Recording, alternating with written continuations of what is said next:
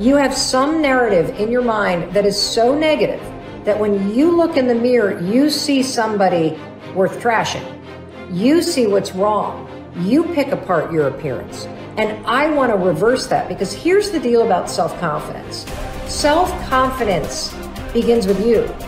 You realize the word self is in there, right? I can't give you confidence. I can give you a little boost. I can give you tools. I can encourage you. But confidence is forged in fire. It's something that's within you. And here's the thing I want you to realize about confidence. You are a confident person. That's why you miss feeling that way. You can only miss what you know. You've just been blocked from the feeling of it. And wherever you are right now in your life, I'm telling you, confidence is in there. You just got to figure out how to tap into it. If you're holding on to something that does not serve you, you are making a terrible error. It's going to cause all kinds of problems. You may blame other people or other things. You may blame the situation. It's you are the cause of the problem. The man that told me to pick up this book and read it, Ray Stanford, he had a saying. He used to say to me, Bob, you're the only problem you'll ever have, and you're the only solution. I think it might have taken me 5 years to understand it. But I do understand it. And you know something? I am the only problem I'll ever have, and I am the only solution. Don't hold on to anything that is not serving you. Reject it. You know the beautiful part about having an inductive reasoning factor? That's the part that chooses thoughts. You can accept or reject. The beautiful part of your mind, you can accept or reject anything that comes into your world. Accept or reject it. It's a choice. Don't hold on to anything that is not serving you. If we play the victim role, then we are using our personal power to be helpless. If we decide to accept responsibility, then we don't waste time blaming somebody or something out there. Some people feel guilty for creating illness or poverty or problems. They choose to interpret responsibility as guilt. And some members of the media like to refer to it as New Age guilt. These people often feel guilty because they believe that they have failed in some way. However, they usually accept everything as a guilt trip in one way or another, because it's another way to make themselves wrong. And that is not what I'm talking about.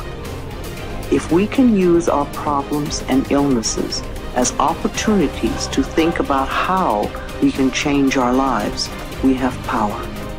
Here's something I want you to keep in mind. Life is a fight for territory. And once you stop fighting for what you want, what you don't want will automatically take over. In the past, if you look at it, people have perceived themselves as victims of everything around them, victims of circumstances. And then we go, oh, I'm sorry, life did not give me those wonderful things that other people have. And the simple reality is, no, if you have an issue, it's not the outside. This is what we've always, oh, universe, give me something. We now know that our issues are internal. It's our own subconscious beliefs that we've been programmed with of disempowerment. Like when a child is growing up and getting its programs, just think of what things parents say. Oh, you don't deserve this. Who do you think you are? I mean, the parents didn't mean that for your whole life. They were trying to, goad you, needle you to make a change. So they would say these things. 95% of our life comes from those programs.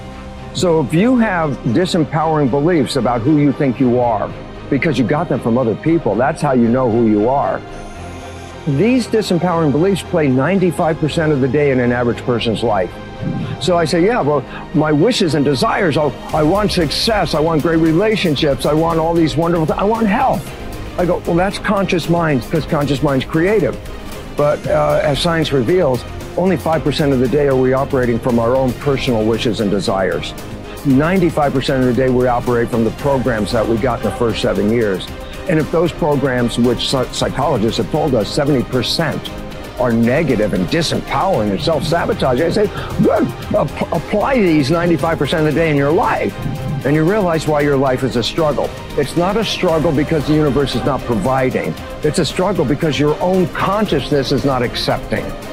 And this is where we have to change. And so getting control of your mind, taking charge of your consciousness is a way of overcoming those limitations. There are many different ways to take this control back in your life. And one of them is the ability to, like in yoga, for example, to be the master of your mind and not let it run the monkey mind. Let it run. No, I want this. Don't let this other one go. And so overcoming the old self allows us to become somebody else. And there is that period of transition. Yeah. I call it the void, where there's just not a lot happening. And you just got to be able to keep going and continuously get to the end of your belief, where most people stop. I just had a fabulous conversation with someone this weekend. Broke through to the other side, and now there's so much magic happening around this person. But she's worthy now to receive it. And that is the key, because the universe only gives us what we think we're worthy of receiving. So we got to become initiated into this and understand it. Thousands of years of programming that says that we have to change things matter to matter, in three-dimensional reality. And it will take time, but to begin to connect to that resource called the quantum field and create from the field instead of from matter, there's a lot of unlearning that has to go on. You have to really begin to mentally rehearse. Like, so you ask yourself at the end of your day, I do this every day. How'd I do? How'd I do today, bro? How'd you do? Did you do good? Where'd you fall from grace? What was it that caused you to go unconscious for the rest of the day? Like, what was that moment? Now, if you're a student of life, you'll begin to contemplate, well, it was that person that said that thing, then I reacted, or I got this email, or things didn't go my way, and I started feeling angry or frustrated or fearful. The next time that happens, how could I involve my experience? Now, you may have to search for some answers of the best model to build, or you may actually have a long contemplation and start to go, God, the next time that happens, I think I'm going to do this, or I'm going to do that, or I'm going to plan my behaviors. And the act of closing your eyes and rehearsing what you're going to do begins to install the neurological hardware in your brain to look like you already did it. Now the brain is no longer a record of the past. Now it's a map to the future. And if you keep installing that hardware, the hardware will become a software program, which means you'll just start acting like a happy person. Why? There's no magic there. You installed the circuitry. So that's more important than the news. Right. It's more important than answering any email or any text. It's more important than talking about your past. If you want to enjoy self-confidence on the outside, you must practice complete integrity on the inside. The foundation of self-confidence is for you to live your life consistent with your innermost values and principles, while thinking and acting in harmony with your highest aspirations. Men and women with the most solid self-confidence are those who are absolutely clear about what it is they believe to be right and good and worthwhile, and who live their lives consistent with these values. Everything they do or say is an expression of their innermost convictions. Your whole world can fall down around you, but as long as you know that you are doing the right thing, you will have a deep inner sense of calm that will manifest itself in an attitude of confidence and self-assurance in any situation. You will have many ups and downs in life.